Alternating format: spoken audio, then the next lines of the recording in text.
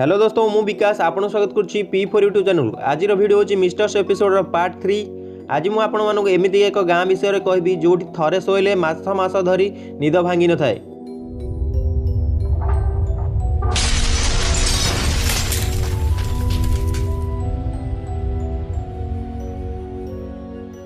दुनिया रे एमिति अनेक रहस्यमय स्थान रही जोटी घटी थाए अजब घटना।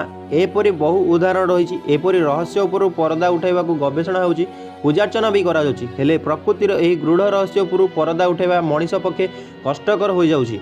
दुनिया रे एपरी किछि घटना घटुची, साधारण लोकଙ୍କ कथा छाड़ंतु विज्ञान भी एहार रहस्य भेद करि पाउनै। ठीक एमिति एक अजब स्थान होउची कजाकिस्तान कलाची गाँ। एही गाँ रे घटुथिबा अजब घटना विषय आपण जानले आश्चर्य हो जिवे। एठारे रहुथिबा अधिवासी माने थरे सोईगले मास मास धरी सेमानक निद भांगी न थाए। कथाटा शुणिबाकू आश्चर्य लागुथिले मध्य सत्य। साधारणतः जड़े व्यक्ति को 8 घंटा शोइबाकू डाक्तर परामर्श देइथांती, किंतु एठारे जड़े व्यक्ति थरे शोइगले गोटे मास पर्यंत निद भांगी न थाए। एथिपाई एही गाँ को स्लीपी हलो गभीर निद्रा गाँ कहा जाए।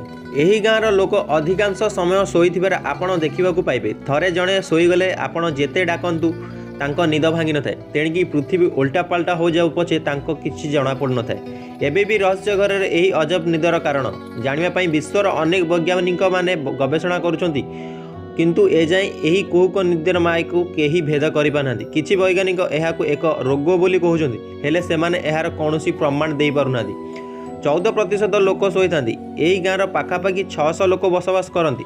एक सर्भे जना पड़ी गाँव मोट जनसंख्या 14% लोक एपरी अजब निदरे शोइथांती। एमानकु निद आसले जोठी थिले शोई जाती, से घर हेउ कि बिल अथवा रास्ता। आश्चर्यर कथा हला निद भांगिला परे एमाने केबेठारु रास्तार शोई रहिचंती भूली जाती।